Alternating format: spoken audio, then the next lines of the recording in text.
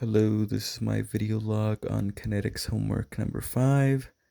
So when it came to the question that I had the easiest time performing, it would have been question 4, Robert's 5-1, because it's one of the rate limiting steps, which we had just gone over class. So it was the one that was freshest in my mind.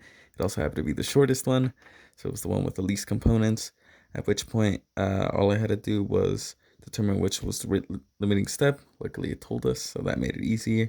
Use that one for the rate for this R net value, where this R net value, and then all the other steps of being quasi-equilibrium, where the forward and the reverse are going to be equal.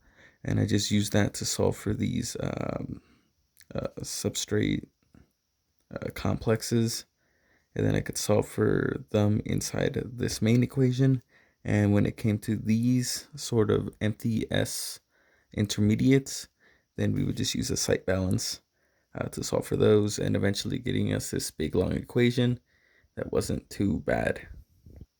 When it came to figuring out which question I struggled with the most, it would be question 2, Roberts 423, and that was because during this part where you had to find the amount leaving the CSTR, which would be the second module, we actually needed to find what's coming out of the PFR, so that FA1, that XA1, and with that one I had to rely heavily on the solutions, as in there's that whole polymath aspect of it, because I just didn't know how to actually manage that.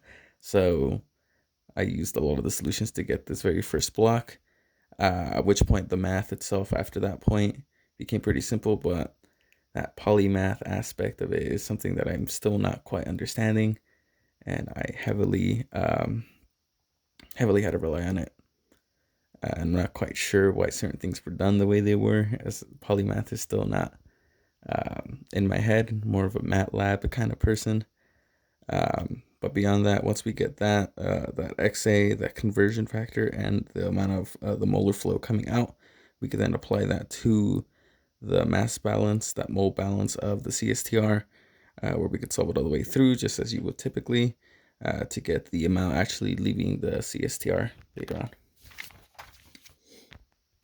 It would be the same sort of idea when it came to these conceptual questions. With this one, with the temperature, that one kind of made sense a little bit when I was looking at Le Chatelier's principle, where if you consider it exothermic, then you have sort of this product heat, which less temperature means you're going to be driven more to the products and the more greater conversion. But when it came to this one, I had to use that polymath code, which was completely taken from the solutions.